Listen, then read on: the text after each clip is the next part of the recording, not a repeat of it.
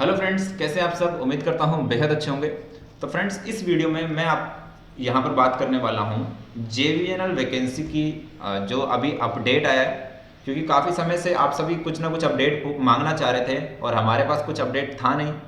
आज फाइनली उन्होंने एक प्रेस रिलीज जारी किया है, उसके ऊपर हम चर्चा करने वाले हैं। और साथ ही साथ अब ये भी इंफॉर्मेशन आ गई है कि कौन से एग्ज़ाम के लिए कितने फॉर्म अभी तक अप्लाई हुए हैं। तो चलिए, टाइम वेस्ट ना करते हुए हम अब आगे बढ़ते हैं। तो फ्रेंड्स, सबसे पहले ये एक प्रेस रिलीज है, और प्रेस रिलीज यानी कि प्रेस विज्ञप्ति जो कि न्यूज़पेपर के लिए इन्फॉर्मेशन होती है, वो उन्होंने जारी की है।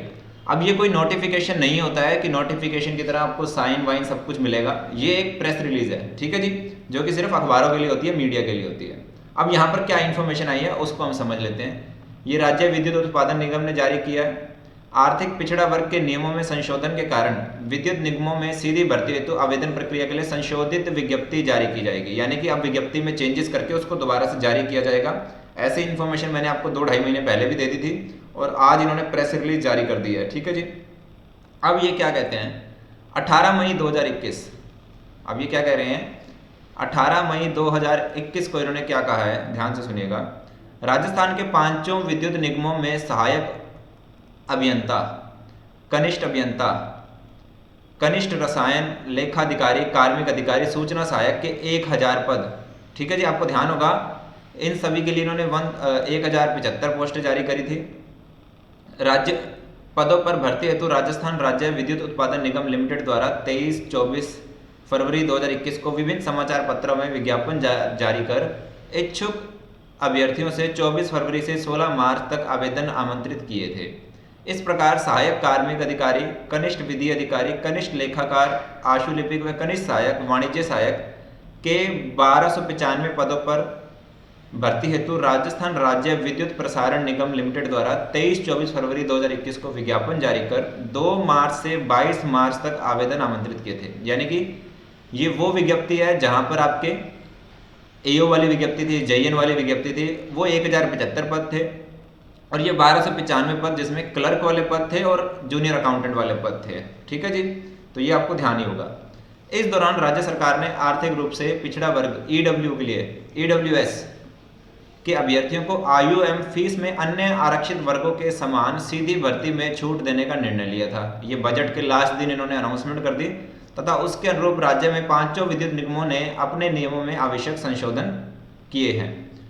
अब आगे की चर्चा क्या कहता है। प्रमुख शासन सचिव ऊर्जा विभाग श्री दिनेश कुमार ने बताया कि आर्थिक रूप से पिछड़ा वर्ग के अभ्यर्थियों को आयु या फीस में उक्त छूट का लाभ प्रदान करने हेतु 5 विद्युत निगमों में सीधी भर्ती के कुल 2370 पद पर शीघ्र ही आवेदन पत्र आमंत्रित किए जाएंगे। ध्यान से सुनिएगा, शीघ्र ही आवेदन पत्र आमंत्रित किए जाने के लिए संशोधित विज्ञप्ति जारी की जाएगी। मतलब अभी विज्ञप्ति जारी करनी है इन्होंने।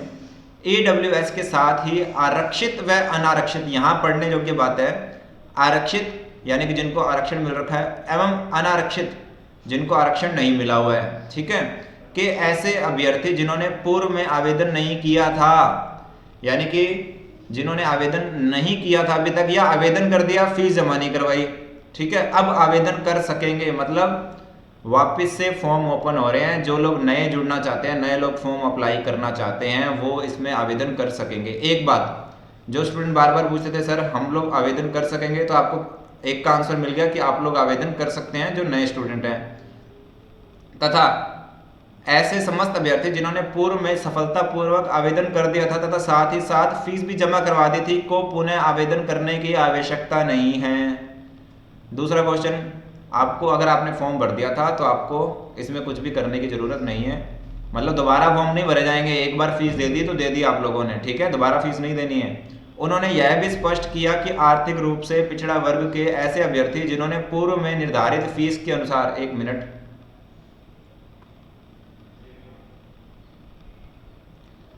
वापिस इसको देख लेते हैं।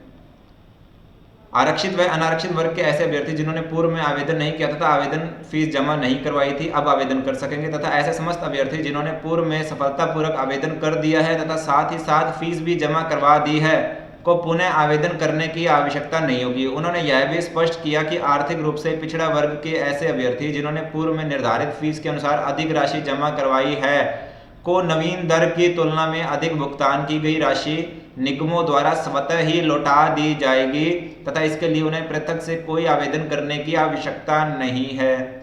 यानी कि आपको कुछ नहीं करना, अगर आपने एक्स्ट्रा फीस जो भी आप लोगों की कटी हुई है, हालांकि कोई ज़्यादा मुझे नहीं लगता कि ये होने वाला है, कोई 200 रुपये का फ़र्क शायद ये था पहले भी, ठीक है। वो ये बता रहे हैं कि शायद वो 200 रुपये आपको रिफंड कर देंगे, 200-400 जो भी थे डिफरेंस की वैल्यू वो आपको रिफंड कर दी जाएगी। प्रमुख शासन सचिव ने यह भी बताया कि कोरोना महामारी के मद्देनजर लिए गए एक अन्य महत्वपूर्ण निर्णय अनुसार उक्त सभी पदों हेतु अब परीक्षा केंद्र केवल राजस्थान राज्य में ही रखे जाएंगे।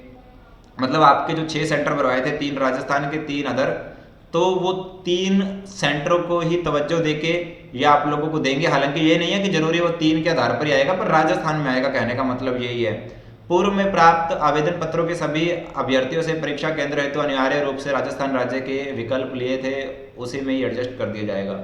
तो एक बात तो यहाँ पर मोटी मोटी समझ में आती है, फॉर्म दोबारा से आएंगे, ठीक है, और आपको फॉर्म दोबारा भरना चाहें तो भर सकते हैं। अब इसमें फॉर्म सबके लिए एडिट का ऑप्शन आएगा या नहीं आएगा वो अभी सस्पेंस है, क्योंकि स्टूडेंट्स ये भी कहते थे कि सर हमने ब्लैक इंक भर दी, ये ब्लैक इंक की जगह ब्लू इंक से कर दिया, सिग्नेचर गलत हो गए।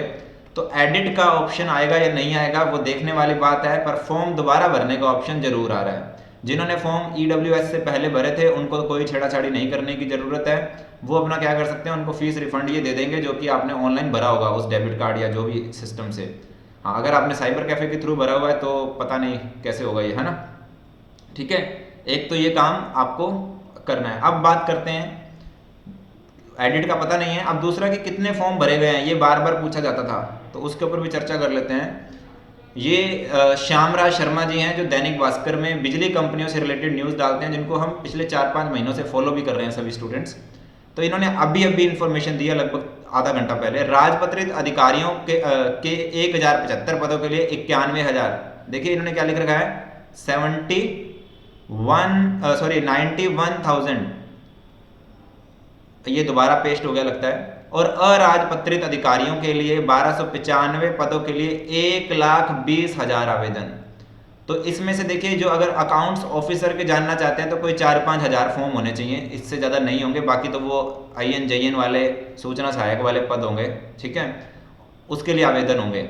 और ये जो 1,20,000 है, इसमें आपको पता ही है क्लैरिकल पोस्ट के लिए ज़्यादा गए होंगे फॉर्म, ठीक है। तो मोटा मोटा अब इन्होंने बाइफर्केशन नहीं दिया है कि जूनियर अकाउंटेंट के लिए कितने हैं या किसके लिए कितने हैं, बट आपको ये बात पता होनी चाहिए कि इसके लिए अब 91,000 फॉर्म गए हैं और इसके लिए 1,20,000 फॉर्म गए हैं।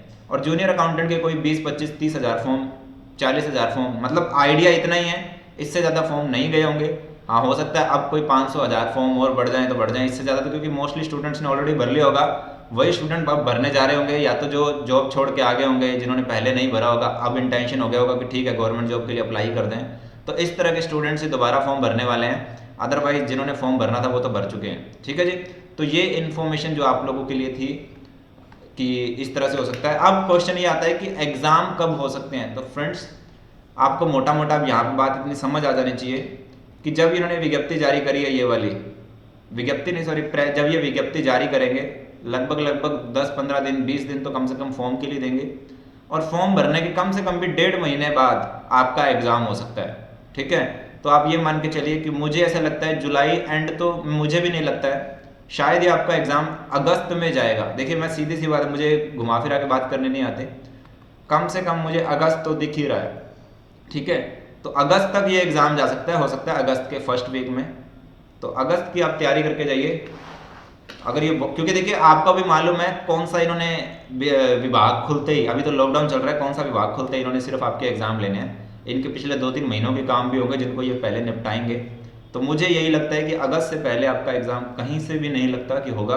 तो आप अगस्त की तैयारी करके जा सकते हैं, अगस्त या उसके बाद की, ठीक है जी।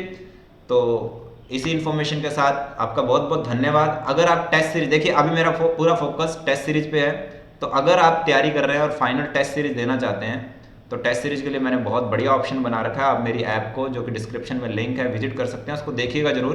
प्राइस मैंने बहुत कम रखा हुआ है और कोशिश कर रहा हूँ कि उसमें बहुत बढ़िया से बढ़िया सॉल्यूशन दे पाऊँ आप लोगों को। साथ में वीडियो सॉल्यूशन भी मैंने ऐड कर दिया है। तो आप टेस्ट सीरीज के लिए जरूर देखिएगा। कोर्सेज के लिए मैं अब नहीं कहता क्योंकि कोर्सेज मोस्टली स्टूडेंट्स अब तैयारी कर चुके हैं। अब फाइनल तैयारी का टाइम आ गया है, तो आप टेस्ट सीरीज को जरूर विजिट कीजिएगा। मिलते हैं नेक्स्ट वीडियो में किसी और इन्फॉर्मेशन के साथ। तब तक के लिए टेक केयर, बाय बाय।